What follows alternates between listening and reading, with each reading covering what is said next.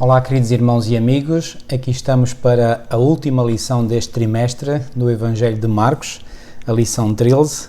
Há trimestres que por vezes têm 14 lições, mas este trimestre tem o que é habitual, 13 lições. E chegamos precisamente à lição 13 e nesta lição 13 nós abordamos o último capítulo do Evangelho de Marcos, que é precisamente o capítulo 16, e que tem a ver com a ressurreição de Jesus, com o encontro de Jesus com os seus discípulos e com um grupo de 500 pessoas e depois a comissão que ele deixou aos seus discípulos de então e a nós hoje também, que damos continuidade ou queremos dar continuidade a esta missão evangélica. Mas antes de nos debruçarmos sobre este tema, vamos orar. Nosso querido e amado Pai, muito obrigado, Senhor, pelo privilégio, pela bênção que nós temos de ter a Tua Palavra, que nos informa, Senhor, acerca de quem Tu és, de quem nós somos e, sobretudo, o Teu grande plano, Senhor, para nos salvar da maldição do pecado em que esta raça humana caiu. Obrigado, Senhor, porque neste plano de salvação o ponto central é a Tua morte e a Tua ressurreição e hoje nós iremos precisamente falar disso. Então, Senhor, que o Teu Espírito nos possa orientar, a mim em primeiro lugar e também àqueles que me irão ouvir, para que a Tua Palavra, Senhor, possa ser clara à compreensão, à mente e à compreensão de cada um deles. Abençoa-nos, pois, tudo isto nós te pedimos e pela fé te agradecemos em nome de Jesus. Amém. Muito bem, então os acontecimentos que nós iremos tratar, portanto, na lição desta semana, têm a ver, portanto, com o dia da ressurreição. A semana passada eu não tive mas gostaria de agora referir que, segundo o comentário bíblico adventista do sétimo dia, e isso está, quem tiver esse comentário, pelo menos na versão em inglês, na página 252 do quinto volume do Seventh Day Adventist Bible Commentary, portanto, que é o comentário bíblico adventista do sétimo dia. Creio que a versão em português tem a mesma paginação, pois bem, dizia eu, no quinto volume desse comentário, na página 252, há aí um artigo muito interessante sobre a data da morte de Jesus e há três possibilidades, pelo menos os eruditos que já estudaram este assunto dão três datas possíveis. Uma data é a data de 7 de abril do ano 30, portanto a sexta-feira 7 de abril do ano 30, a outra data é a sexta-feira 27 de abril do ano 31 e finalmente uma terceira data é a sexta-feira 3 de abril do ano 33. Ora bem, este mesmo comentário bíblico adventista, por razões que explica ali muito bem, diz que a data de 3 de abril de 33 é uma data praticamente impossível. Portanto, essa está excluída à partida, ficando apenas, portanto, os anos ou 30 ou 31. Mas o comentário bíblico adventista assume claramente que, por vários dados apresentados, que são bíblicos, que são históricos, que são até astronómicos, pois bem, apresenta a data como sendo a mais certa, a do ano 31, da morte de Jesus Cristo. Recordo, e para nós adventistas do sétimo dia que acreditamos, portanto, no ministério profético de Ellen White, que Ellen White refere que é exatamente a data 31, o ano 31. Então, no ano 31 só há uma possibilidade, e essa possibilidade é, portanto, a data de 27 de abril do ano 31. Então, a sexta-feira 27 de abril do ano 31 foi a data em que Jesus morreu. Sendo assim, portanto, a data da sua ressurreição é 2 dias depois. Eu digo 2 dias depois da nossa contagem agora, porque na contagem dos tempos bíblicos era uma contagem inclusiva que se usava e, portanto, a sexta-feira contava como o primeiro dia, o sábado como o segundo dia e o domingo como o terceiro dia. Pois bem, na nossa forma de contar hoje, dizemos que de sexta para sábado passou um dia e de sábado para domingo passaram 2 dias. Então, sendo assim, Jesus ressuscitou no domingo 29 de abril do ano 31. Ok? Portanto, isto é algo que está bem estudado, está bem desenvolvido. Não vou entrar nessa matéria porque, enfim, é uma matéria mais, mais técnica, mais, com detalhes muito interessantes, mas, enfim, que não interessa aqui referir, portanto, no contexto desta lição, mas, portanto, dizer que há certezas E só uma outra questão que eu também queria aqui referir em relação à data. Eu próprio, durante muitos anos, assumi, portanto, que a data da morte de Jesus fosse, portanto, o 14 de Nissan. Portanto, o dia 14 do mês de Nissan. E o mês de Nissan é o primeiro mês do calendário israelita. Pois bem, há outros estudos que dizem que, portanto, Jesus morreu no dia 15 de Nissan. Então a dúvida fica, portanto, se foi no 14 de Nissan, se foi no 15 de Nissan. E reparem que a controvérsia, se assim lhe podemos chamar, ou a divergência de opiniões, não é num espectro alargado de dias. Não é, uns dizem, foi no 14, outros dizem foi no 20º dia de Nissan, no 25º. Não, ou é 14 ou é 15, portanto não há mais hipóteses, só são estas duas. Ou foi no 14 de Nissan ou no 15 de Nissan. Portanto, não, a data 16, 17, 18 ou a data de 12, 13 estão completamente excluídas. Ou é 14 ou 15. E destas duas datas, o comentário bíblico adventista, uma vez mais, dá-nos uma solução que para mim foi a melhor solução que eu encontrei. Basicamente, e portanto eu vou resumir por palavras minhas, o que o comentário bíblico diz é o seguinte: segundo os cálculos astronómicos, a data foi a data de 15 de Nissan. Mas acontece que nesse ano 31 os judeus tinham atrasado o calendário de um dia. Sendo assim, então esse dia 27 de abril do ano 31, que deveria ser o 15 de Nissan e astronomicamente era de facto o 15 de Nissan, segundo o calendário a ser usado nesse ano, calhou no 14 de Nissan. Então, repito, o dia exato foi o 15 de Nissan, mas para o calendário que se usava nesse ano e que estava atrasado um dia, era o 14 de Nissan. E creio que é isto que explica esta confusão entre o 14 de Nissan e o 15 de Nissan, ok? Fecho aqui este parênteses e então vamos de imediato, portanto, para o tema desta lição, da lição 13, que tem a ver, portanto, com a ressurreição de Jesus Cristo. E eu proponho, queridos amigos, que nós possamos pegar no nosso Evangelho de Marcos, que foi a base do estudo deste trimestre, e nós vamos então ler e analisar o capítulo 16 do Evangelho de Marcos. E diz-nos assim, portanto, no capítulo 16, versículo 1, e passado o sábado, Maria Madalena e Maria, mãe de Tiago e Salomé, compraram aromas para irem ungí-lo. E no primeiro dia da semana foram ao sepulcro de manhã cedo, ao nascer do sol. E diziam umas às outras, quem nos revolverá a pedra da porta do sepulcro? Porque certamente elas, senhoras, achavam, e quanto a mim bem, que não teriam a força física para remover uma pedra daquele tamanho, não é? Outro dado aqui muito interessante diz que, passado o sábado, Maria Madalena e Maria, mãe de Tiago e Salomé, compraram aromas para ir ungí-lo. Quando é que elas compraram estes aromas? Diz aqui, passado o sábado. Ora, quando é que o sábado passa? Na contagem bíblica. É no pôr do sol. Então, assim que chegamos ao pôr do sol de sábado, o sábado passou. Portanto, inicia-se ao pôr do sol o primeiro dia da semana, ou seja, aquilo que nós hoje apelidamos de domingo, certo? Então, quando é que elas foram? Foi passado o sábado, ou seja, passado o pôr do sol.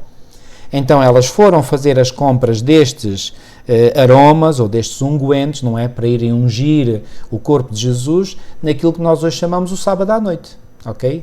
E então, o que é que elas fizeram? Fizeram então a compra no sábado à noite e logo no domingo de madrugada, estou a usar, portanto, o nosso referencial hoje, ok? No domingo de madrugada, então, elas dirigiram-se ao sepulcro com esta, porque diz aqui o versículo 2, e no primeiro dia da semana foram ao sepulcro de manhã cedo. E diz, ao nascer do sol, ou seja, o sol estava mesmo para nascer, ou seja, foi mesmo na alvorada, não é? Do primeiro dia da semana, elas foram com uma preocupação em mente, como é que elas iriam entrar dentro do sepulcro, porque sabiam que aquele sepulcro cavado na rocha estava tapado, portanto, com essa pedra, e diziam umas às outras, quem nos revolverá a pedra da porta do sepulcro. E olhando, viram que já a pedra estava revolvida, que elas pensaram, bom, provavelmente o Senhor fez um milagre, não é? Pois o milagre seria muito maior, ou era muito maior do que aquilo que elas estavam à espera.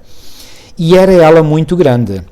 E entrando no sepulcro, viram um mancebo assentado à direita, vestido de uma roupa comprida branca, e ficaram espantadas. Quem era este mancebo? Pois bem, era um anjo com com uma imagem humana, não é? Com a figura humana, não é? E que elas perceberam como sendo um jovem, não é? Um mancebo, normal. Porém ele disse-lhes, não vos assusteis, buscais a Jesus o Nazareno. Por várias vezes nos Evangelhos Jesus é apelidado o Nazareno. Embora Jesus não tenha nascido em Nazaré, Jesus nasceu em Belém da Judeia, e sabem que foi de Belém da Judeia onde ele nasceu que os seus pais terrenos, José e Maria, o levaram para o Egito, para não ser morto pelo rei Herodes, e depois quando a família de Jesus, portanto, regressou do Egito, então regressaram para Nazaré. Porquê que eles tinham ido de Nazaré para Belém? Porque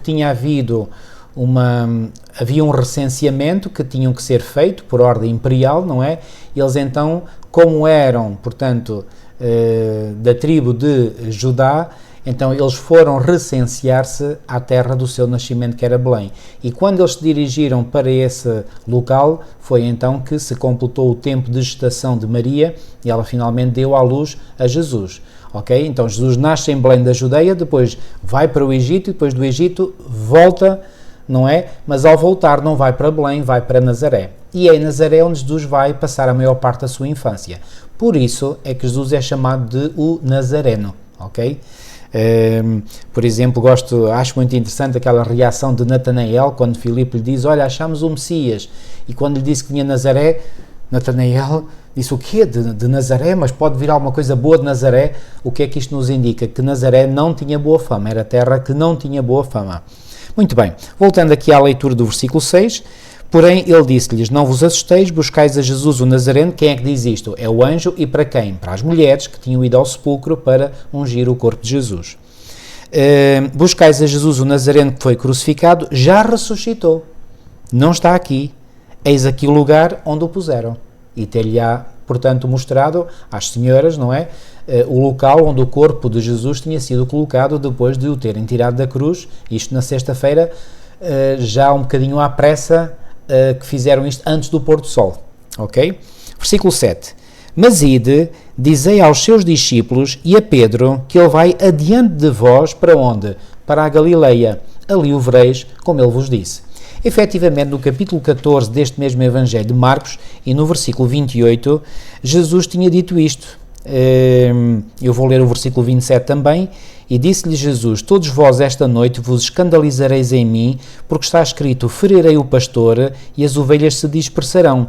Mas, depois que eu houver ressuscitado, então Jesus tinha dito claramente todos os passos do que iria acontecer com ele, depois que eu houver ressuscitado, irei adiante de vós para a Galileia. Então Jesus tinha dito isto. Claro que eles tinham esquecido disto. E depois de terem vivido, digamos, o grande trauma que foi a morte de Jesus Cristo, e reparem, por exemplo, aqui Ellen White, no livro Desejar Todas as Nações, no capítulo que fala sobre, precisamente sobre a ressurreição,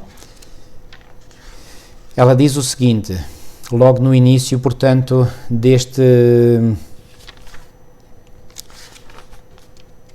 capítulo. Diz assim, a noite do primeiro dia da semana passou lentamente.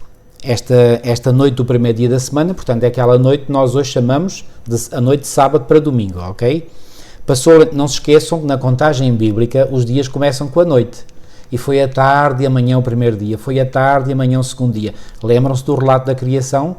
Então, um dia de 24 horas começa ao pôr do sol e a parte escura do dia, do pôr do sol até ao nascer do sol, é considerada a tarde. Depois do nascer do sol até ao pôr do sol, é considerada a manhã, ok? Já agora, outro detalhe interessante. Quando, por exemplo, se diz na Bíblia tantos dias, por exemplo, 3 dias, 4 dias, quando se diz apenas dias, pode estar apenas a referir-se à parte clara do dia. Agora, quando se diz dias e noites, então aí refere-se, portanto, a um dia completo. Por exemplo, quando se diz que Jesus jejuou 40 dias e 40 noites, quer dizer 40 dias completos, ou seja, 40 dias de 24 horas, ok? Então, também quando Jesus haveria de estar 3 dias e 3 noites, é 3 dias completos. Só que a juntar a este dado, junta-se também o outro dado de que a contagem era uma contagem inclusiva. Por exemplo, vamos transpor agora para o nosso calendário de hoje.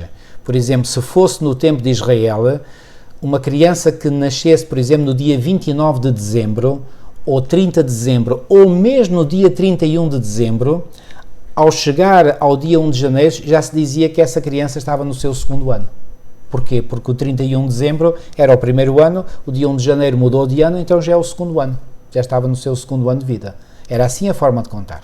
E nós temos exemplos bíblicos de que esta era a forma de contar, ok? Por exemplo, em Atos 10, nós temos lá, portanto, aquele encontro do anjo com Cornélio, que o diz para ele ir até, mandarem mensageiros até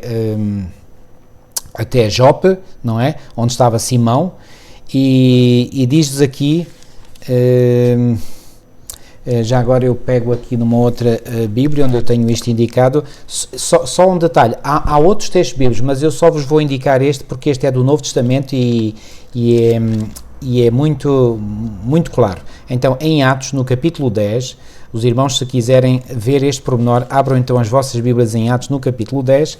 Então, reparem, por exemplo, no versículo 3 diz assim: esse homem, que homem? O homem Cornélio, que diz o versículo 1, morava em Cesareia, um homem de nome Cornélio, centurião da corte chamada italiana, que era piedoso e temente a Deus com toda a sua casa e que fazia muitas esmolas ao povo e de continuo orava a Deus.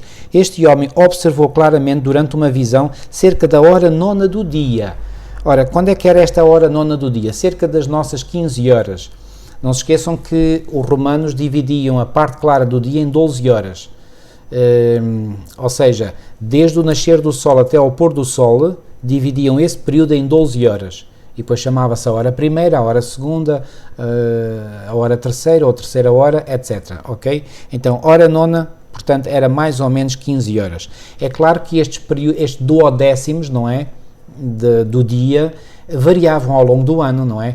Porque os dias no inverno, por exemplo, os dias parte clara são mais pequenos do que no verão, não é? Ok? Então esses duodécimos variavam ao longo do ano, ok? Mas como o povo de Judá vivia, portanto, numa latitude que não é, digamos, das mais elevadas, ok? As variações, se bem que existam, não eram muito grandes também, ok? Muito bem, então este homem observou durante uma visão, cerca da hora 9 do dia, um anjo de Deus que se aproximou dele e disse-lhe: Cornélio. E então este anjo pede para ele enviar então mensageiros a Jope, versículo 5, e mandar chamar Simão, que tem por sobrenome Pedro. E agora o versículo 9 diz assim: no dia seguinte, indo eles de caminho. Ou seja, ele teve a visão, já agora, para facilitar as nossas contas, vamos imaginar que ele teve esta visão no dia 1 de um mês qualquer, ok? Que não diz, não interessa, isto é só uma hipótese. No dia 1, ok? No dia seguinte, então, indo eles de caminho, estando já perto da cidade, subiu Pedro ao eirado. Quem é que ia a caminho? Eram 2 servos juntamente com um militar, porque diz assim, portanto, no versículo 7, logo se retirou o anjo que lhe falava, chamou 2 dos seus domésticos e um soldado piedoso dos que estavam ao seu serviço, e havendo-os contado tudo, enviou-os a Jope. E quando é que estes 2 servos, juntamente com o soldado piedoso, partiram para Jope? No dia seguinte, então no dia 2, ok? Cornélio teve a visão no dia 1, dia 1, atenção, é uma hipótese, ok? No dia 1 e no dia seguinte, ou seja, no dia 2, os servos e o soldado partiram para Jope, ok? Depois, eles foram lá, encontraram-se com Pedro, falaram com Pedro, passaram lá essa noite e agora diz o versículo 23, Pedro, pois, convidando-os a entrar, hospedou-os. No dia seguinte, que dia seguinte é este? É o dia seguinte a terem chegado, então estamos no dia 3. No dia seguinte levantou-se e partiu com eles, também alguns irmãos dos que habitavam em Jope foram em sua companhia. No dia imediato, dia 4, entrou em Cesareia, Cornélio estava esperando por eles, tendo reunido seus parentes e amigos íntimos. Aconteceu que, indo Pedro a entrar, lhe saiu Cornélio ao encontro e, prostrando-se aos pés, o adorou. Mas Pedro levantou, dizendo, que também eu sou homem.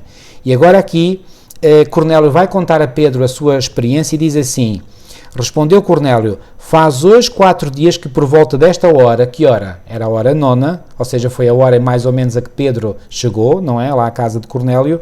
Estava eu observando em minha casa a hora 9ª de oração e eis que se apresentou diante de mim um varão de vestes resplandecentes. E disse Cornélio, a tua oração foi ouvida e as tuas esmolas lembradas na presença de Deus. Manda, pois, alguém a Jope a chamar Simão por sobrenome Pedro. Então reparem, ele diz aqui, faz hoje 4 dias. Reparem bem, segundo a nossa contagem, do dia 1, o dia em que Cornélio teve a visão, do dia 1 para o dia 2, passou-se um dia. Do dia 2 para o dia 3, passaram-se 2 dias. Do dia 3 para o dia 4, passaram-se 3 dias. Então nós hoje diríamos, faz hoje 3 dias, ou se estivéssemos a falar na vez de Cornélio, dizíamos assim, faz hoje 3 dias que me apareceu um homem com vestes resplandecentes. Mas ele diz, faz hoje 4 dias. Porquê? É a tal forma inclusiva de contar. Porquê? Porque o dia em que apareceu o anjo conta como dia 1, o dia em que os seus servos e o soldado partiram conta como dia 2, depois o dia a seguir eles terem lá chegado para iniciar a viagem de regresso conta como dia 3, e o dia que eles chegaram de novo lá onde Cornélio morava conta como dia 4 dias. Estão a ver? Portanto, esta é a forma bíblica de contar. E isto tem criado muita confusão, porque o que é que acontece? As pessoas fazem a contagem de acordo com a nossa forma de contar hoje. Mas nós não podemos fazer isso, não? Senão trairíamos o texto bíblico, porque o texto bíblico está assente, portanto, numa contagem que não é igual à nossa hoje. Está claro este ponto? Então, isto para dizer o quê? Que com esta explicação, portanto, não há dúvidas de que o dia em que Jesus morreu foi o dia da preparação, ou seja, a sexta-feira, que é o dia em que se preparavam para o sábado. E o dia em que Jesus ressuscitou foi o primeiro dia da semana, que é identificado como sendo o dia a seguir ao sábado. Ora, qual é o dia a seguir ao sábado, ainda hoje? É o dia que nós hoje chamamos domingo. Enfim, o termo domingo não é o termo mais correto, porque domingo vem de uma expressão latina que quer dizer dies domini, portanto, que quer dizer dia do Senhor. E sabemos que o domingo não é o dia do Senhor, o verdadeiro dia do Senhor é o sábado, ok? Muito bem. Então vamos voltar, portanto, à nossa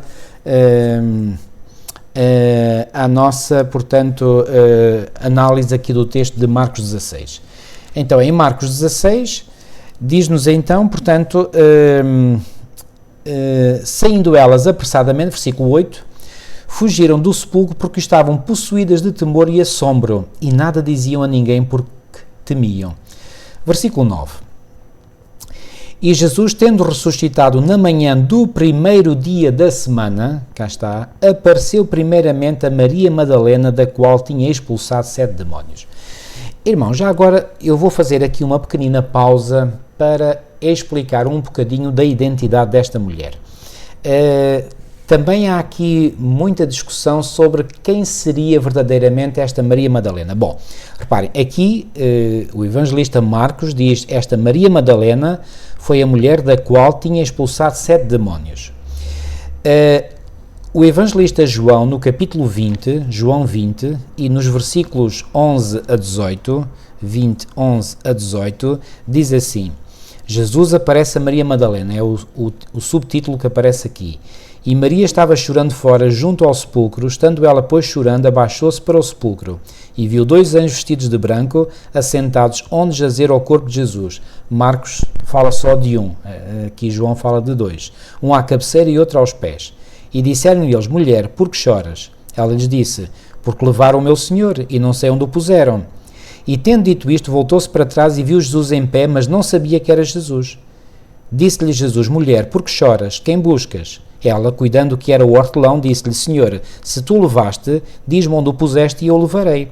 Disse-lhe Jesus, Maria. E quando Jesus diz Maria, aí ela reconheceu a voz de Jesus. Ela voltando disse, Raboni, que quer dizer mestre. Ela deve ter apanhado assim um pequeno susto, um choque pela admiração, pela surpresa que ela não estava à espera.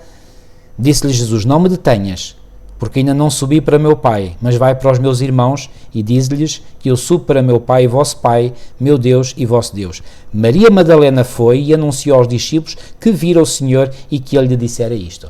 Então aqui João diz que Jesus apareceu a Maria Madalena. Foi a primeira pessoa a quem Jesus apareceu, ok?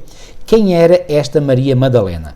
Pois bem, alguns dizem que esta Maria Madalena foi nada mais, nada menos do que aquela mulher que Marcos não diz o nome, que ungiu os pés de Jesus e que os enxugou com os seus cabelos no jantar que houve em Betânia, em casa de Simão o leproso. Já não era leproso nessa altura, porque Jesus o tinha curado, e foi isso que fez com que esse Simão, que era um fariseu, se tivesse, digamos, sentido inclinado para seguir a Jesus, embora ele ainda não estivesse convertido, viria a converter-se depois desse encontro lá, desse jantar. Então, lá em Marcos 14, não é?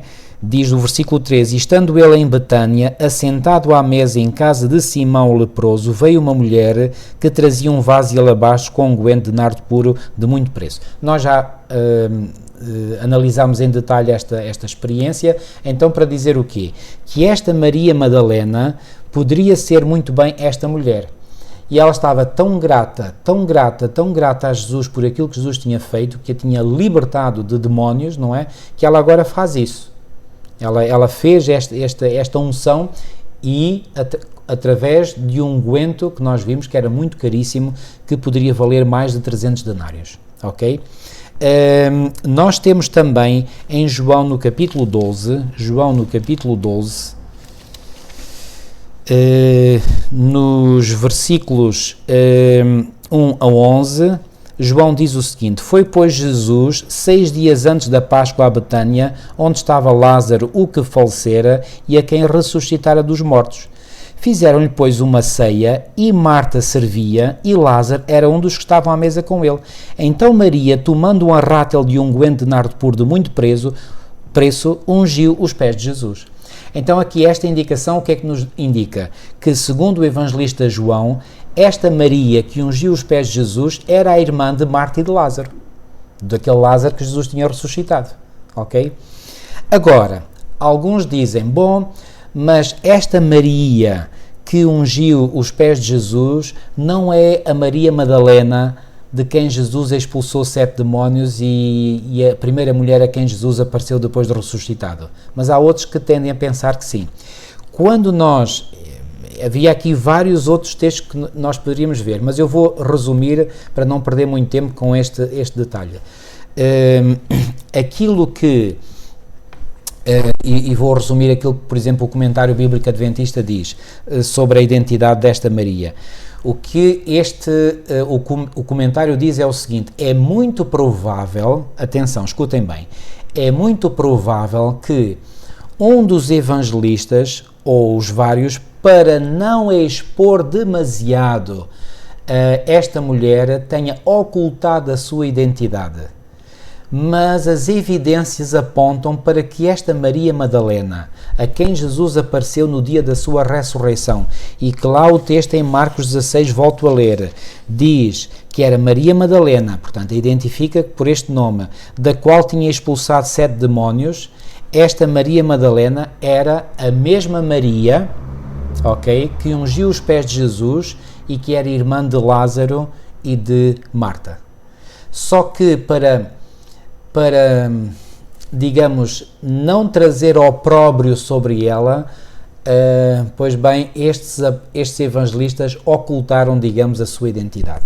Se assim foi, e esta tese faz todo o sentido, se assim foi, reparem, irmãos, isto ensina-nos uma lição importantíssima.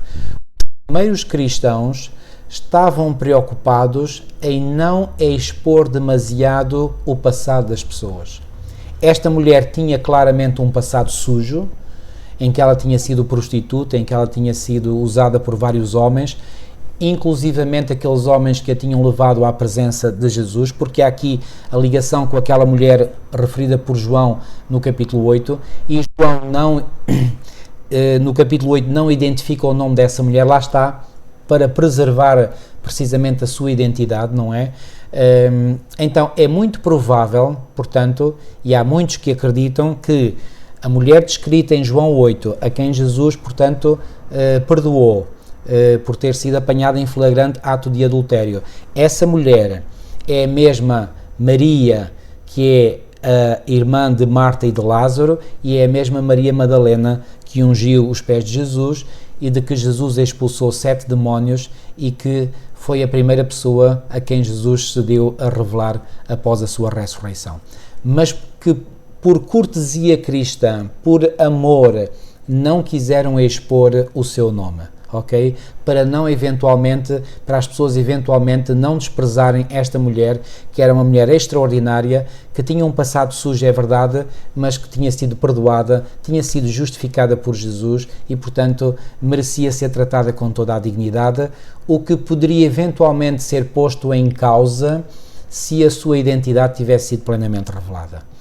Irmãos, eu acredito que é a mesma mulher. E volto a dizer, se este é o caso, e eu acredito que sim, e eu defendo a tese de que esta Maria Madalena era aquela mulher apanhada em flagrante ato de adultério, eu vejo que esta lição é uma lição poderosíssima que nos ensina ainda hoje uma grande lição. Nós não temos o direito, por cortesia cristã, de falar do passado de alguém que se entregou a Cristo. E que precisamente pela sua entrega a Cristo, pois bem, o passado ficou perdoado e, portanto, essa pessoa é uma nova pessoa em Cristo Jesus. O passado não interessa. Então, se o próprio Deus diz que lança os nossos pecados nas profundezas do mar, que direito temos nós, que legitimidade temos nós para agora estar, digamos, ainda a tirar à cara da pessoa aquilo que fez? Ok? Então está aqui uma grande lição para nós. E quando nos referimos a alguém, não devemos dizer, aquela pessoa que fez isto, aquela pessoa que aconteceu aquilo. Não, isso não é correto do ponto de vista cristão. Então a cortesia cristã deve nos levar a respeitar as pessoas e a esquecer o seu passado assim, e olhar para elas como se esse passado tivesse passado mesmo e tivesse esquecido, ok? Fica aqui, portanto, esta dica e esta lição. Muito bem, vamos então avançar. Portanto, estamos em Marcos 16:9, portanto, onde diz que apareceu primeiramente a Maria Madalena. E, queridos, deixem-me dizer-vos uma coisa. Lembram-se de Jesus, se é verdade que esta Maria Madalena é aquela mulher que ungiu os pés de Jesus, recordam-se, e uma vez que lá em Marcos 14, Jesus disse, em verdade vos digo que em todas as partes do mundo onde este evangelho for pregado, também o que ela fez será contado para a sua memória. Ok? Já agora, um outro dado muito interessante é que do Evangelho de Lucas, no capítulo 7, também é contado, o evangelista aqui Lucas diz, portanto, que Lucas 7, a partir do versículo 36, e rogou-lhe um dos fariseus que comesse com ele. Ele aqui não diz o nome deste fariseu, mas comparando com os outros evangelistas, sabemos que é o tal Simão, o leproso. E diz assim, rogou-lhe um dos fariseus que comesse com ele, e entrando em casa do fariseu assentou-se à mesa. E eis que uma mulher da cidade, uma pecadora, sabendo que ele estava à mesa em casa do fariseu, levou um vaso de alabastro com unguento. Ora, aqui Lucas nos diz que ela era uma pecadora, não diz o nome, mas o evangelista João diz que era Maria, que era irmã de Marta e de Lázaro. Estão a ver? Ok? Então, e reparem, aqui Lucas não refere o nome dela, mas refere o que ela fez, e que é o mesmo, portanto, é o mesmo relato que João diz, aplicando esse relato a Maria, irmã de Lázaro e de Marta, ok? E diz aqui, estando por detrás aos seus pés, chorando, começou a rogar-lhe os pés com lágrimas, e enxugava-lhes com os cabelos da sua cabeça, e beijava-lhe os pés, e ungia-lhes com unguento. Quando isto viu o fariseu que o tinha convidado, falava consigo dizendo, se este fora profeta, bem saberia quem e qual é a mulher que lhe tocou, pois é uma pecadora. Então, a Maria, irmã de Marta e de Lázaro, é a pecadora. E porquê que ela faz isto a Jesus? Porque ela está seguramente muito, muito, muito, muito grata no seu coração por aquilo que Jesus fez. Então, ela não olha ao preço que tem que gastar para ungir a Jesus. E sabem que Jesus disse, isto está em Marcos 14, nos versículos 8 e 9, esta fez o que podia, antecipou-se a ungir o meu corpo para a sepultura, em verdade vos digo que em todas as partes do mundo onde este Evangelho for pregado, também o que ela fez será contado para a sua memória. E reparem, a esta mulher que foi aquela que conseguiu, digamos, ungir o corpo de Jesus ainda em vida. Por exemplo, outras pessoas ungiram, por exemplo, outras mulheres quiseram ir ungir o corpo de Jesus já morto, conforme vimos no início do capítulo 16 de Marcos. Esta foi a única que mostrou este carinho, este amor grande por Jesus quando ele estava ainda em vida. E Ellen White diz que isso foi um grande bálsamo para o coração de Jesus. Então reparem, não será que Jesus quis honrar especialmente esta mulher e foi a esta mulher que ele apareceu em primeiro lugar? Uau! Esta mulher, a tal pecadora, mas que tinha sido perdoada pela graça do Senhor, Deus honrou de forma especial, sendo a primeira de toda a humanidade que viu o nosso Salvador ressurreto. Uau! Isto é fabuloso. Fabuloso mesmo. Ok? Então, e já agora, irmãos, deixem-me aqui referir aqui um aspecto. No capítulo 62 do livro de Já Todas as Nações, com o título Banquete em Casa de Simão, quando Simão, reparem, ele não abriu a sua boca a dizer nada, mas pensou, mas Jesus leu-lhe os pensamentos, ok? E lá, reparem, quando diz aqui o versículo 39 de Lucas 7, quando isto viu o fariseu que o tinha convidado, falava consigo dizendo, se este fora profeta, bem saberia quem e qual é a mulher que lhe tocou, pois é uma pecadora. E aqui, portanto, Simão, vou ler o que Ellen White diz aqui, curando Simão da lepra, Jesus salvara-o de uma morte viva. Reparem, porque um leproso, digamos, ele ia morrendo estando vivo, não é? Mas agora Simão duvidara se o Salvador era profeta. Por Cristo permitir que esta mulher se aproximasse dele, por não a desprezar com indignação como alguém cujos pecados eram demasiado grandes para serem perdoados, por não mostrar que compreendia que ela tinha caído, Simão foi tentado a pensar que ele não era profeta. Quem é que estava seguramente por detrás da mente de Simão a trabalhar para que ele não acreditasse que Jesus era profeta? O inimigo. É ele que faz sempre esse jogo, esse trabalho sujo. Jesus não sabe nada desta mulher, assim pensava este Simão o leproso, o fariseu. Jesus não sabe nada desta mulher tão pródiga em demonstrações, pensou ele, caso contrário não permitiria que ela lhe tocasse. Foi, porém, a ignorância de Simão acerca de Deus e de Cristo que o levou a pensar dessa forma. Porquê? E ela prossegue dizendo, não compreendeu que o Filho de Deus deve agir à maneira divina, com compaixão, ternura e misericórdia. Qual é a maneira divina de tratar as pessoas, queridos? Qual é? Olhem aqui, a maneira divina de tratar qualquer pecador, por maior pecador que seja, é como? Com compaixão, ternura e misericórdia. A maneira de Simão agir era ignorar a atitude penitente de Maria. O seu ato de beijar os pés de Jesus e de os ungir com unguento foi irritante para o seu coração endurecido, porque neste momento o coração de Simão ainda estava endurecido. Ele tinha sido curado fisicamente da lepra, mas espiritualmente ainda não estava curado, neste momento. Pensou que se Cristo fosse profeta, reconheceria os pecadores e o repreenderia, claro, porque os pecadores merecem serem repreendidos. Mas não é essa a atitude divina. Qual é a maneira divina de tratar com os pecadores? Com compaixão, ternura e misericórdia. Ok?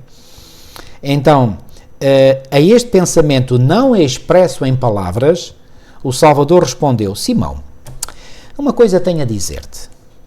Um certo credor tinha 2 devedores, e reparem que aqui no próprio texto bíblico diz assim, e respondendo, Jesus disse-lhe, Simão, uma coisa tenho a dizer-te. E ele disse, dizia, mestre.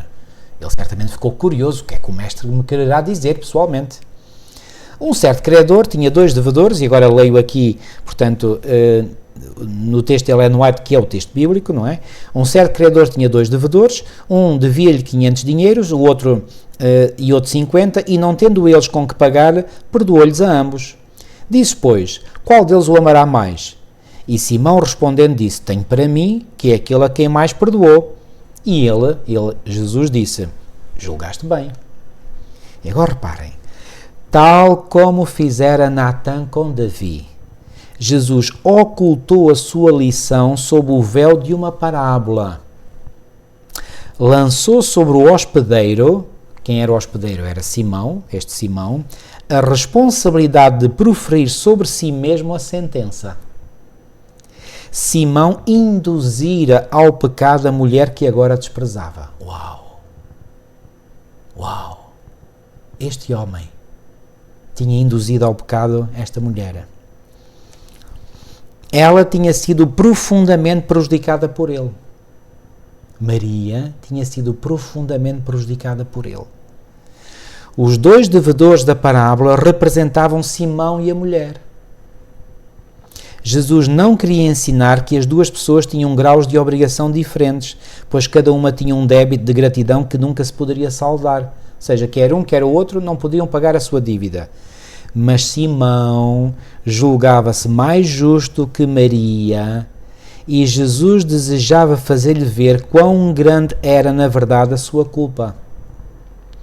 Queria mostrar que o seu pecado era maior que o dela, tanto maior quanto um débito de 500 euros é superior a um de 50. E agora reparem, Simão começou então a ver sob uma nova luz. Viu como Maria era considerada por alguém, este alguém com inicial maiúscula, que é Jesus, viu como Maria era considerada por alguém que era mais do que profeta. Viu que, com o penetrante olhar profético, Cristo lera o seu amável e devotado coração.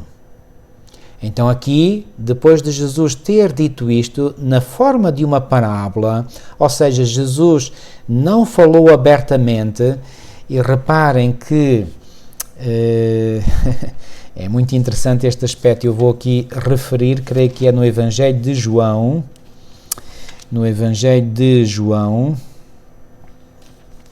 no capítulo, só um momentinho, portanto,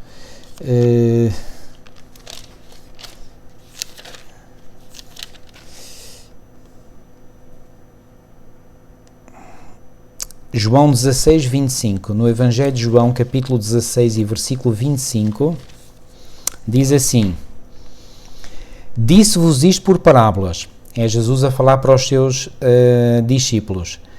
Chega, porém, a hora em que vos não falarei mais por parábolas, mas abertamente vos falarei acerca do Pai. Vos não falarei mais por parábolas, mas abertamente vos falarei. Então, o que é que quer dizer falar por parábolas? É falar de forma não totalmente aberta, ou seja, é de forma dissimulada. E porquê que Jesus falava por parábolas? Para ver se conseguia, através de uma mensagem mais dissimulada, atingir corações endurecidos que, com uma mensagem direta, poderiam se retrair e fechar à mensagem de Jesus. Então, o que é que Jesus fez aqui com este Simão? Ele foi com uma parábola para não falar abertamente, para não expor ali diante de todos. Jesus usou uma parábola e, através dessa parábola, Simão percebeu claramente onde é que Jesus queria chegar. Os outros não perceberam. E Jesus então respeitou, salvaguardou, digamos, a dignidade de Simão. Irmãos, isto é fabuloso. Reparem como Jesus tem esta sensibilidade, esta delicadeza, esta amabilidade para não ferir o coração de pecadores. Ele que teria toda a legitimidade para criticar, para condenar os pecadores, não é essa a forma, não é essa a atitude do céu. Qual é a atitude do céu? Qual é a maneira divina? Já lemos, é com compaixão, ternura e misericórdia. E esta compaixão, ternura e misericórdia que Jesus utilizou para com aquela mulher que era pecadora, foi a mesma compaixão, ternura e misericórdia que Jesus usou também para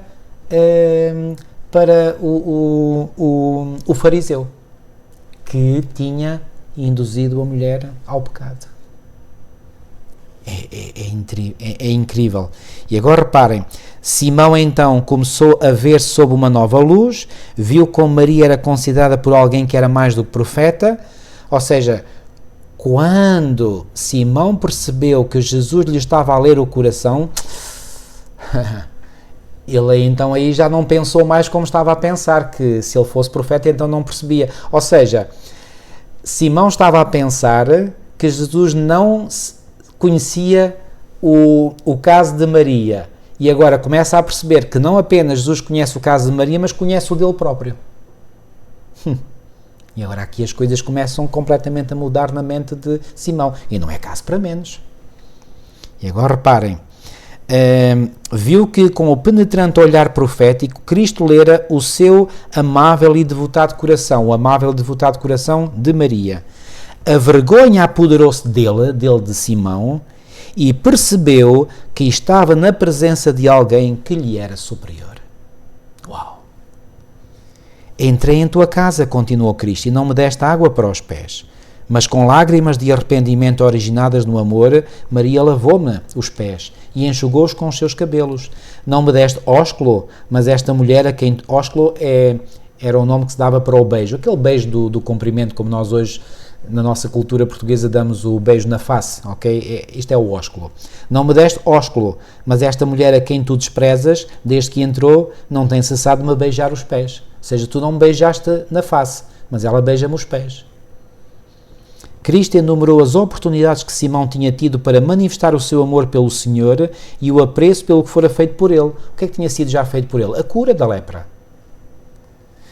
Agora reparem, de modo claro, se bem que com delicadeza o Salvador assegurou aos discípulos que o seu coração se magoa quando os seus filhos negligenciam mostrar-lhe gratidão através de palavras e atos de amor.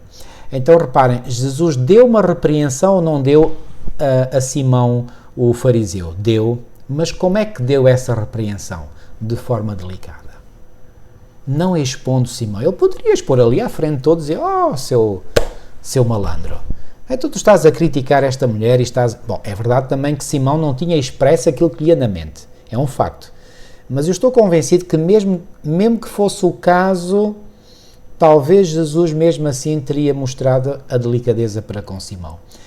Então reparem, irmãos, que grande lição nós temos aqui. Qual é a melhor forma de nós atrairmos os pecadores? É através de críticas, e é através de críticas duras, como Simão queria que Jesus tratasse aquela mulher? Não, essa não é a forma. É com delicadeza, é com compaixão, é com ternura, é com misericórdia. Sabem, as pessoas que caíram em pecado já estão magoadas. E raramente essas pessoas precisam que alguém lhes vá dizer que elas caíram em pecado, porque elas sabem isso muito bem. Elas sabem isso muito bem. Então, queridos, não é preciso ir lá dizer, olha, tu pecaste ou tu fizeste isto. A pessoa sabe. A pessoa sabe. O que essa pessoa precisa é da tal compaixão, ternura e misericórdia. E quando o coração de um pecador, de uma pecadora, é tocado por estes aspectos positivos, é aí que esse coração se enternece. É aí que esse coração muitas vezes se quebra. E é muitas vezes aí que a pessoa se entrega totalmente ao Senhor. O prescrutador do coração, prossegue Ellen White, lera os motivos que deram lugar ao ato de Maria e viu também o Espírito que instigara as palavras de Simão. Vês tu esta mulher? Disse-lhe, ela é uma pecadora. Por isso te digo que os seus muitos pecados lhe são perdoados, porque muito amou. Mas aquele a quem pouco é perdoado, pouco ama. A frieza de Simão e a sua negligência para com o Salvador mostraram que ele apreciava pouco o favor que lhe fora feito. E um grande favor, tinha sido curado da lepra. Julgar honrar a Jesus convidando-o a ir à sua casa, mas viu-se agora como na realidade era. Enquanto pensava estar a ler o íntimo do seu hóspede, este hóspede com inicial maiúscula, Cristo, este, Jesus, estivera a fazer isso mesmo a ele. Viu toda a verdade do juízo de Cristo a seu respeito, a sua religião tinha sido uma capa de farisaísmo, desprezar a compaixão de Jesus, não o reconhecera como representante de Deus, enquanto Maria era uma pecadora perdoada, ele era um pecador não perdoado. A rígida regra de justiça que quiser impor contra ela, condenava-o a si próprio. Oh, queridos, que lição fabulosa! Que lição fabulosa! Queremos nós que o Senhor perdoe os nossos pecados? Então, qual deve ser a nossa atitude obrigatória para com aqueles que erraram? É perdoar. Porque Jesus deixou bem claro que se nós não perdoamos a quem nos ofendeu, o Senhor também não nos perdoa a nós os nossos pecados. E qual é a nossa condição se Deus não perdoa os nossos pecados? Estamos perdidos. Estamos perdidos, queridos. Mas o Senhor até disse, numa parábola que ele contou, lembram-se daquele credor incompassivo que devia uma grande soma de dinheiro ao seu Senhor e foi-lhe pedir perdão, misericórdia, e o Senhor lhe perdoou, usando para com ele de compaixão e de misericórdia, e depois ele descobriu o seu conservo e quase que o esganava, dizendo, paga-me o que me deves. Então sabe o que é que aconteceu a esse credor incompassivo? Ele foi de novo para a prisão, porque o Senhor imputou-lhe novamente a dívida que lhe tinha perdoado. Então, o que é que pode acontecer? Reparem bem, irmãos, isto é muito sério, muito, muito sério. Reparem, se eu cometo um pecado para com Deus e eu vou pedir perdão ao Senhor por esse pecado, o Senhor perdoa-me. Porque essa é a sua promessa. Se confessarmos os nossos pecados, Ele é fiel e justo para nos perdoar os pecados. Mas, agora há uma condição. É que, assim como o Senhor me perdoou a mim, o que é que Ele espera que eu agora faça para com aqueles que erraram para comigo? Que lhes perdoe. E se eu não perdoo, por decisão minha, se eu não perdoo, e olhem que naquela parábola, eu não li, mas apenas citei, do credor incompassivo, há lá um detalhe muito significativo no texto que eu quero chamar a vossa atenção para esse detalhe, queridos. Lá, portanto, isto é, portanto, em Mateus 19, portanto, que vem a parábola do credor incompassivo, como é chamada, portanto, Mateus 18, do versículo 23 ao versículo 35. E diz assim, o versículo 28, saindo, porém, aquele servo encontrou um dos seus conservos que lhe devia 100 denários, e agarrando, o sufocava, dizendo, paga-me o que me deves. Então o seu conservo, caindo-lhe aos pés, lhe implorava, seja paciente comigo e te pagarei. Usou as mesmas palavras que ele tinha usado para com o seu senhor. Ele, entretanto, diz aqui, não quis. Irmãos, nós damos ou não damos o perdão a quem nos ofendeu por uma escolha nossa. É uma escolha. Não venham e não venham falar em sentimentos, não venham falar em emoções, não se desculpem através de sentimentos, não se desculpem através de emoções, não venham dizer, eu não sinto vontade de perdoar. Não importa se sente, se não sente, isso é irrelevante. O darmos o perdão a alguém é uma decisão racional da nossa mente. Eu posso não sentir nada, eu posso não sentir nenhum desejo, e normalmente é isso que acontece. Eu falo por mim. Nós, na nossa inclinação natural, não sentimos naturalmente vontade de perdoar a quem nos ofendeu. Não sentimos. Isto temos que admitir claramente. Ok? Mas não é por isso que nós estamos justificados, entre aspas, para não perdoar. Não. Nós temos uma solene obrigação que vem até nós pelo perdão que o Senhor nos dá. Então reparem, assim como aquele Simão devia estar grato para com o Senhor pela cura que lhe tinha feito e parece que não tomava em grande consideração esse favor que o Senhor lhe tinha dado, não é? E portanto, ele devia estar grato para com o Senhor, e se estivesse grato para com o Senhor, certamente não seria tão, digamos, tão incisivo para com aquela mulher que até era menos pecadora do que ele, porque ele é que a tinha induzido em pecado. Estão a ver? Olhem como o coração humano é tão perverso.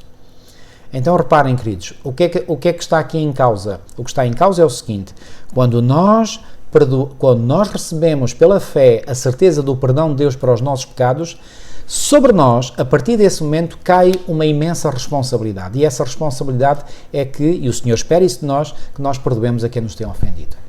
É isso. E se nós não fazemos, o perdão que o Senhor já nos tinha dado é-nos retirado. Uau! Irmãos, eu não estou a inventar nada.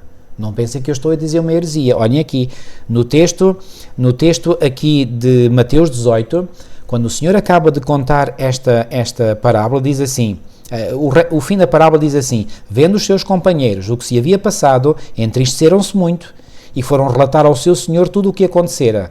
Então o seu senhor, chamando, lhe disse: servo malvado, perdoei-te aquela dívida toda porque me suplicaste. Não devias tu igualmente compadecer-te do teu conservo, como também eu me compadeci de ti? E indignando-se, o seu senhor o entregou aos verdugos até que lhe pagasse toda a dívida. Será que ele tinha capacidade para pagar a dívida? Claro que não tinha. Ou seja, estava perdido este homem. E agora reparem como é que Jesus termina a parábola. Agora remata, digamos, com a conclusão, com a lição moral a retirar desta parábola. Versículo 35 de Mateus 18, 35. Assim também meu Pai Celeste vos fará, se do íntimo não perdoardes cada um a seu irmão. O que é que ele fará? O que este senhor fez. O que é que este senhor fez? Tinha perdoado, agora cancelou o perdão e agora vais para a prisão e não sais lá enquanto não pagares. Uau! Irmãos, vocês querem ter a plena certeza de que o perdão que o Senhor vos deu continua convosco, vos pertence, então perdoem a todos. Mas eu não sinto vontade. Não importa. É uma decisão, é uma escolha. Vocês na vossa mente dizem assim: não, eu escolho perdoar. E mesmo que tenham a lutar contra certas emoções negativas, certos sentimentos negativos, vocês dizem assim: não, mesmo que eu me sinta mal, eu decido na minha mente que eu vou perdoar aquela pessoa. E então vamos lutar com Deus, se for necessário, e dizemos: Senhor, eu não quero perdoar aquela pessoa, mas eu te peço, em nome de Jesus, que tu me dês a capacidade e a vontade de perdoar, mas perdoar mesmo. Irmãos, quando nós fazemos isso, o nosso coração fica aliviado. Fica aliviado. É uma decisão. Não esperem perdoar alguém baseado em sentimentos ou emoções. Não, é uma decisão racional, bem racional. Portanto, este senhor aqui não quis perdoar ao seu conservo. Não quis. É uma escolha. Então, assim como eu posso escolher não perdoar, também posso escolher perdoar. Está claro? Onde é que eu quero chegar com tudo isto? Esta mulher, a quem o Senhor tinha perdoado, sentiu-se tão grata que fez o que fez a Jesus. E Jesus lhe deu a honra, volto a dizer, a enorme honra de ser a primeira pessoa em toda a humanidade a ver o nosso Senhor ressurgido. Uau! Vamos lá voltar a Marcos 16. Marcos 16. Então, prosseguindo na análise do texto, versículo 10, e partindo ela quem? Maria Madalena, anunciou àqueles que tinham estado com ele, os quais estavam tristes e chorando. E ouvindo eles que vivia e que tinha sido visto por ela, não o creram. Porquê que não o creram? Alguns dizem, não creram porque este testemunho foi dado por uma mulher. Pode ter sido, mas não foi só por isso. Porque mais tarde iremos ver que Jesus, portanto, vai criticá-los pela sua incredulidade. Então eles não creram porque havia incredulidade no seu coração. E mais, não era só pelo facto dela ser mulher, era porque era a tal pecadora que conheciam. Então o relato dessa pecadora não é muito fidedigno. Olha para o passado que ela teve. Irmãos, e nós esquecemos que é exatamente aqueles a quem o Senhor muito perdoou que mais amam. Não é essa a grande lição que Jesus ensinou a Simão? Ok? Versículo 12. E depois manifestou-se noutra forma a dois deles que iam de caminho para o campo.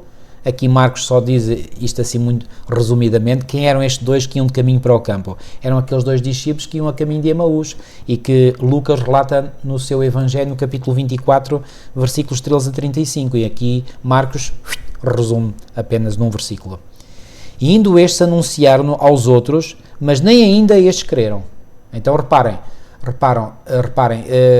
os discípulos não creram no testemunho de Maria Madalena, não foi por ela ser mulher, porque depois aqueles dois eram homens e também não creram.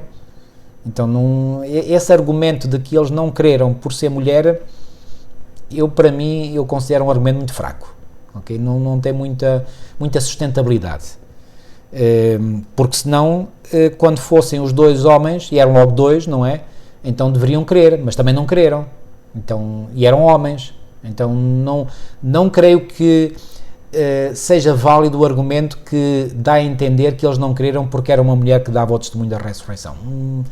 Parece-me um argumento fraco. Ok? Versículo 14. Finalmente apareceu aos 11, estando eles assentados juntamente. E agora reparem, e lançou-lhes em rosto a sua incredulidade. Este era o problema principal, que os levou a não crer que Jesus tinha ressuscitado. Este foi o problema principal, ou seja, havia incredulidade ainda no coração destes discípulos. E dureza de coração. Irmãos, dar-se-á o caso de que nós, apesar de já termos uma longa experiência de andar com Jesus, e estes discípulos tinham já uma experiência de 3 anos e meio, não é? Foram aqueles 3 anos e meio da primeira metade da 70ª semana da profecia das 70 semanas, Daniel 9, 24 a 27, ok? Então, volto a dizer, portanto, a profecia das 70 semanas de Daniel 9, ok, é dividida em 3 partes. Uma primeira parte de 7 semanas, depois uma segunda parte de 62 semanas e uma terceira parte de 1 semana. Nesta última semana, na 70ª semana, divide-se ao meio. A primeira parte são 3 anos e meio, uma semana são 7 dias, 7 dias, 7 anos. A primeira parte, 3 anos e meio. Foi os 3 anos e meio do ministério público de Jesus. Então, durante esses 3 anos e meio, estes homens andaram com Jesus. Apesar de já terem andado com Jesus 3 anos e meio, estes 3 anos e meio, eu diria que valeria pelo dobro ou pelo triplo dos anos que nós possamos andar com o Senhor. Mesmo assim, portanto, eles ainda tinham incredulidade e dureza de coração. Eu pergunto, irmãos, dar-se-á o caso de que nós, apesar de já andarmos com Jesus há alguns anos, ainda sejamos incrédulos e ainda haja dureza de coração em nós? Será que isso é possível? E eu pergunto, faço outra pergunta. Então, se foi possível para os discípulos que andaram diretamente, pessoalmente com Jesus, acham que nós estamos livres deste problema? Que este problema não nos atinge, que nós estamos completamente imunes a este problema? Claro que não. Claro que não. Qual é a incredulidade que nós podemos ainda eventualmente abrigar no nosso coração? Será que acreditamos plenamente em tudo aquilo que está revelado na Sagrada Escritura? Será que acreditamos nos profetas do Senhor? Será que acreditamos no ministério profético da profetisa que Deus suscitou para este tempo do fim? Será que nós aceitamos algumas coisas, mas não aceitamos outras? Haverá incredulidade no nosso coração? É um bom exame a ser feito por cada um de nós. E lançou-lhes em rosto a sua incredulidade e dureza de coração por não haverem crido nos que o tinham visto já ressuscitado. Versículo 15. E disse-lhes: Ide por todo o mundo, pregai o Evangelho a toda a criatura. Quem crer e for batizado será salvo, mas quem não crer será condenado. Reparem que aqui a negação ou a negativa não diz quem não crer e não for batizado. Reparem, Jesus diz, quem crer e for batizado será salvo, mas quem não crer será condenado. Jesus não disse, mas quem não crer e não for batizado. E nós temos o exemplo daquele ladrão que estava ao lado de Jesus, não é? Numa outra cruz, e que se entregou ao Senhor, e o Senhor lhe assegurou que um dia estaria com ele no paraíso. Eu pergunto, esse ladrão foi batizado? Não. Mas estará ele um dia no céu? Sim, estará. Então não é obrigatório. Para a salvação, o que é absolutamente fundamental é crermos. Porque se não crer, então, como disse aqui Jesus, se não crer, será condenado. Ok? Não é será condenado, continua condenado, porque todos nós à partida já estamos condenados, não é? Só a graça do Senhor é que nos liberta do estado de condenação para o estado de não condenação. Daí o apóstolo Paulo ter dito em Romanos 8.1, agora pois já nenhuma condenação há, mas para quem? Para os que estão em Cristo Jesus, que não andam segundo a carne, mas segundo o Espírito, certo? Ok? Então, reparem, nós precisamos de crer, mas pode haver situações em que a pessoa não tem a possibilidade de se batizar, como não teve o ladrão lá na cruz. E como é que ele podia ser batizado? Agora, uma coisa vos digo, se aquele ladrão tivesse a possibilidade de ser tirado da cruz e de continuar a sua vida, enfim, claro, isto é uma situação muito hipotética, mas admitindo essa hipótese, eu creio que a primeira coisa que esse ladrão quereria certamente fazer era ser batizado. Ok? Então reparem, se nós queremos e também não tomamos o passo para sermos batizados, então também alguma coisa não está mal. Eu acho que isso pode ser, e é certamente o indicador de que ainda possa existir incredulidade ou dureza de coração em nós. Ok? Versículo 17. E estes sinais seguirão aos que crerem. Em meu nome expulsarão os demónios, falarão novas línguas. Este fenómeno de falar novas línguas, isto ocorreu logo no dia de Pentecostes, não é? Porque estavam muitos judeus, apesar de serem judeus, mas vinham de nações estrangeiras, não é? Onde se falavam outras línguas, eram os judeus da diáspora, da dispersão, não é? E porque já viviam, eram certamente já descendentes daqueles judeus que tinham sido exilados para a Babilónia uns séculos antes, não é? E eles, apesar de serem judeus, mas, portanto, já falavam as línguas dos países onde moravam, mas por questões religiosas vinham a Jerusalém pelo menos uma vez por ano, na altura da Páscoa, ok? E muitas vezes estendiam essa sua permanência até ao Pentecostes, que era a festa que era feita 50 dias após a Páscoa, ok? Então, no dia de Pentecostes estavam lá muitos judeus em Jerusalém que falavam outras línguas, não conheciam a língua dos seus antepassados, a língua hebraica, então houve aí o milagre da tradução automática, não é? Agora ouvi recentemente um grande evangelista adventista norte-americano, o pastor Doug Batchelor, que tive o privilégio de estar, eu e a minha mulher, na escola de evangelismo em 2003, na Califórnia, onde fizemos um curso de 4 meses. Pois bem, ele agora está para começar, portanto, uma campanha evangelística na sexta-feira, 20 de setembro, em que ele está a falar, portanto, em Nova Iorque, não é? Na língua inglesa, e depois as suas mensagens serão traduzidas por inteligência artificial para 17 outras línguas, ok? E nessa tradução ouvir-se-á a entoação da voz dele, é como se fosse ele a falar, mas nessas línguas. Então ele será ouvido a falar em chinês, em russo, em árabe, em português, em francês, em alemão, em espanhol, em várias línguas. Então reparem, aquilo que hoje a tecnologia permite, o Espírito Santo fez no dia de Pentecostes, fez uma tradução em simultânea. Os apóstolos, e Pedro, que foi o principal porta-voz, falou certamente em hebraico, e como é que eles os ouviam? Eles diziam, nós os ouvimos na nossa própria língua, ok? Então foi este milagre que o Senhor aqui tinha prometido. E porquê que era necessário este milagre? Para o Evangelho rapidamente espalhar por todo o mundo, e espalhou-se. E já vimos isto em lições anteriores, que no primeiro século o Evangelho foi pregado em todo o mundo, de então, ok? E diz aqui, expulsarão os demónios. Sabem, sobre esta expulsão de demónios, eu não vou tardar aqui, mas eu não posso deixar de referir isto. Sabem, nós muitas vezes pensamos que a expulsão de demónios é algo que hoje não precisamos, porque hoje isso não existe. Era mais no passado que havia pessoas endemoniadas. Enganam-se, irmãos. Sabe, eu também, e atenção, não estou a fazer nenhuma crítica à vós, porque eu próprio, durante muito tempo, eu estive enganado. E pensei que realmente, nos dias de hoje, não há pessoas endemoniadas. Há sim. Nós é que não as sabemos reconhecer. Muitos dos problemas mentais que as pessoas têm são problemas que derivam de possessões. Há possessões demoníacas intelectuais. Por exemplo, um ateu que é mesmo, digamos, está convencido que Deus não existe, isso é um tipo de possessão, é uma possessão intelectual. Isso é uma possessão, irmãos. Problemas psicológicos graves, distúrbios psicológicos, são possessões. São possessões, eu não tenho a menor dúvida. É claro que há diferentes graus de possessão, também sei reconhecer isso, não é? E quando nós pensamos em possessão, pensamos naquele grau extremo, não é? Daquela pessoa que estrabucha e que dá urros e que grita e que espuma da boca e que se contorce toda. É claro que isso é uma possessão, isso, não há a menor dúvida sobre isso. Mas isso é um grau extremo de possessão, ok? Assim como aquele homem, aqueles 2 endemoniados gadarenos que Jesus curou, não é? Tinham essas manifestações, portanto, muito visíveis de que estavam endemoniados. Essa é a possessão extrema. Mas há outros níveis de possessão. Possessões mais mild, ou seja, mais soft entre aspas, enfim, porque uma possessão é sempre, não é nada soft, não é? Mas pronto, não são tão expansivas, não são tão visíveis, mas não deixam de ser possessões.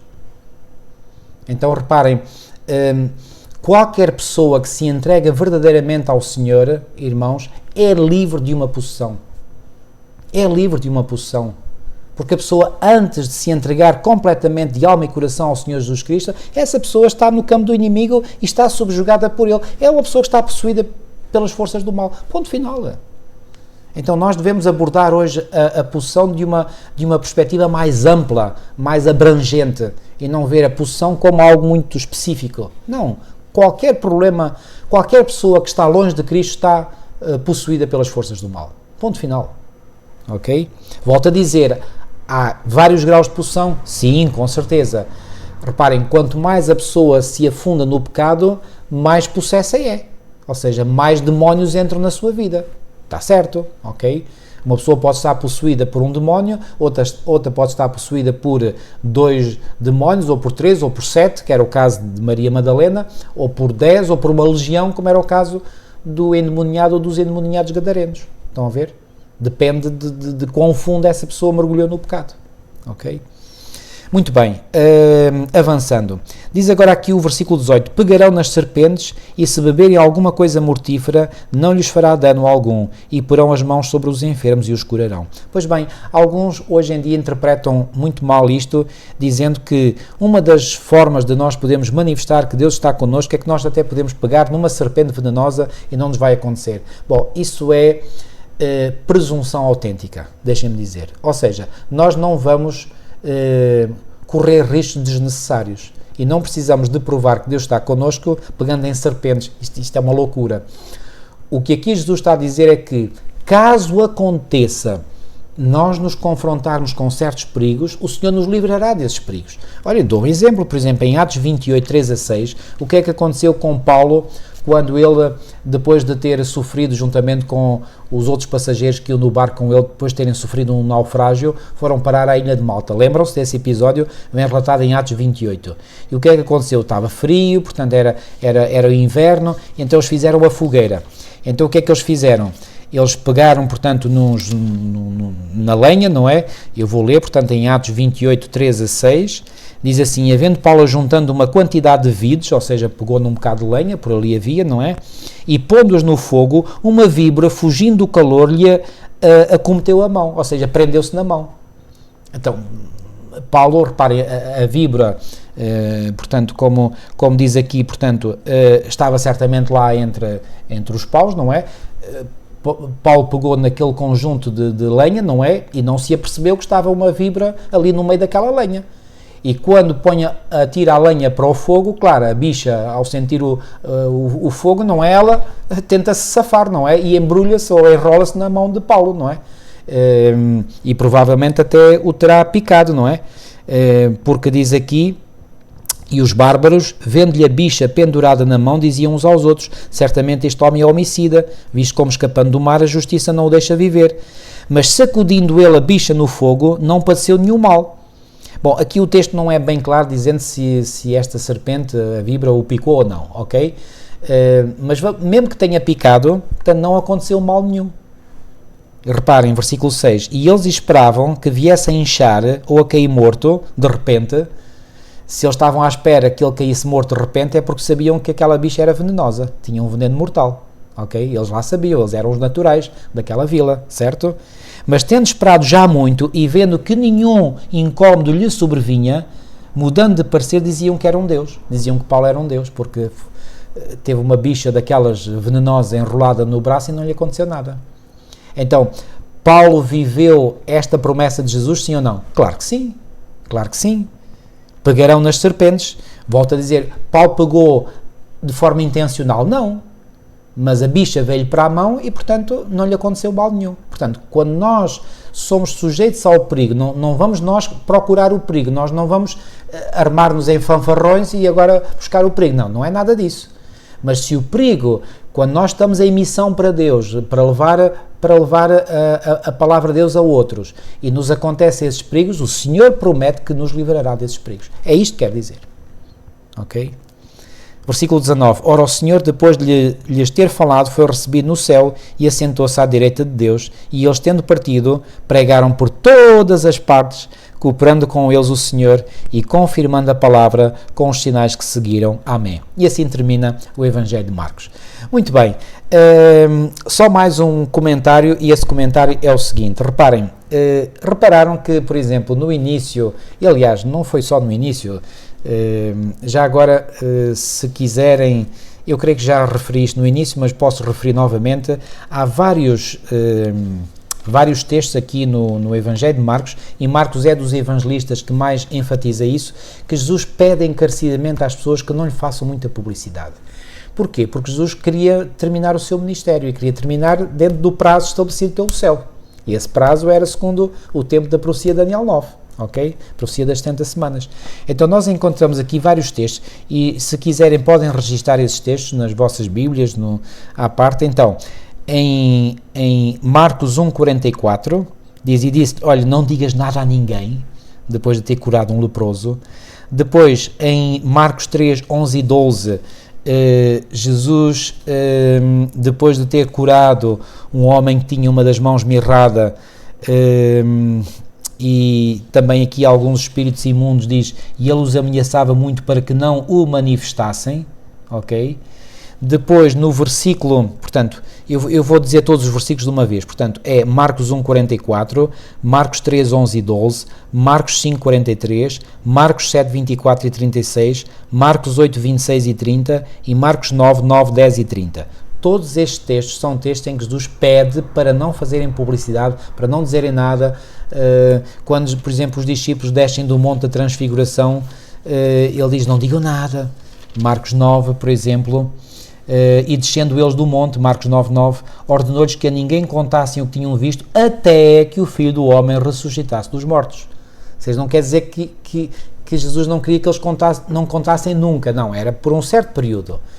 Ok, o que é que eu quero dizer com isto? Então, ao longo do Evangelho de Marcos, nós encontramos da parte de Jesus estes pedidos para que não divulguem. Chegamos ao fim do Evangelho de Marcos e agora os discípulos estão tudo por todo lado, por todas as partes, como diz lá. Portanto, em Marcos 16, mais uma vez, pregaram por todas as partes, cooperando com eles o Senhor. Então, o Senhor estava com eles e agora não havia limites, agora era para falar de tudo, ok? Queridos, dar-se-á o caso de que nós ainda estamos num tempo em que há limites para aquilo que nós devemos dizer, sim ou não? Alguns acham que sim, outros acham que não. O que é que o irmão acha? O que é que a irmã acha? Acha que há limites para aquilo que nós devemos dizer? Acha que nós devemos ter certas restrições naquilo que devemos dizer? Ou que já devemos falar tudo abertamente? Pois bem, deixo à vossa consideração esta reflexão e fico-me por aqui hoje. Havia certamente outras coisas que eu poderia dizer, mas fico-me por aqui. O essencial, digamos, desta lição e mesmo deste trimestre, enfim, está dito. E, pois bem, irmãos, marco presença convosco para um próximo trimestre, que é o quarto trimestre deste ano, e para uma lição que vai abordar agora, portanto, o Evangelho de João. Estudámos o Evangelho de Marcos e o próximo trimestre iremos estudar o Evangelho de João. Pois bem, termino por hoje, vamos terminar com uma oração.